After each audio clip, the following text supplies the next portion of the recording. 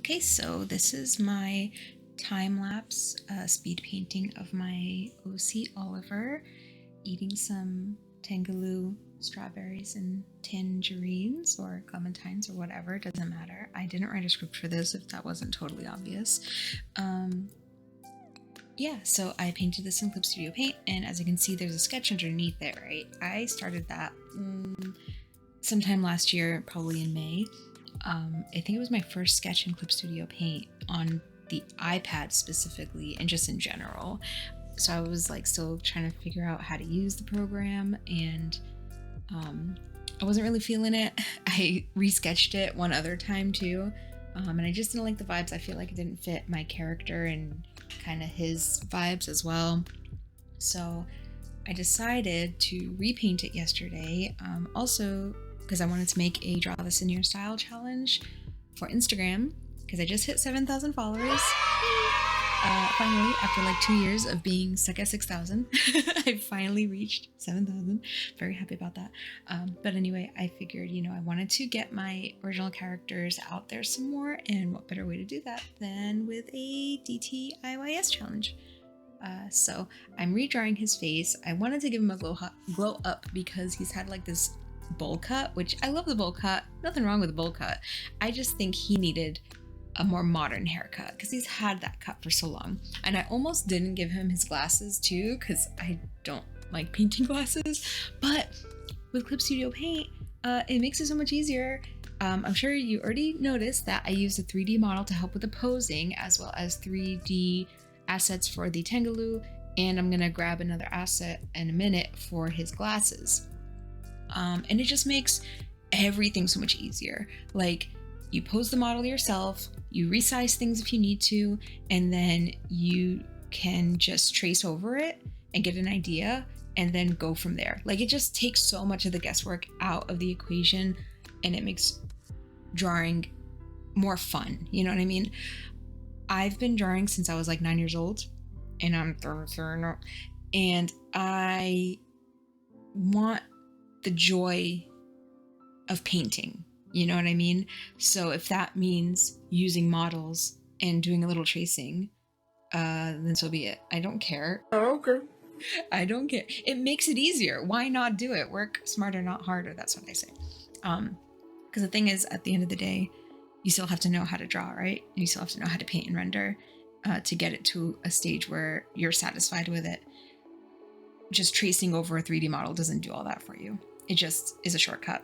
I'm saying all this because there are always going to be people who are like, that's cheating. You shouldn't do that. You'll never learn. Daddy, chill. And it's like, yeah, if you don't do other things too, you won't learn. If you don't do studies, if you don't practice, you won't learn. But just tracing over a model doesn't mean you're cheating the system. It's just you're giving yourself a shortcut. Anyway, okay, that's enough of that kind of ramble. This, I really like this part of the video because it shows how his face changes. And this is also my favorite part of painting in general, is rendering a face. I just love figuring out the everything, right? So because he's smiling, I have to make sure I put like a bit more highlight on the tops of his cheeks, because when you smile, your cheeks kind of, puff up a little bit. So you want to make sure you get that highlight up there and get like the dimples of the corners of the mouth going into the face, and get some shadow in there too, right into the concave sections. And it's easy to like age a person too, right? Because if they're smiling, you don't want to add like really defined smile lines, because then that's going to age the character a lot. So you got to kind of make it subtle, but not too subtle. You know what I mean? So anyway, I went back and forth a lot, especially with his mouth.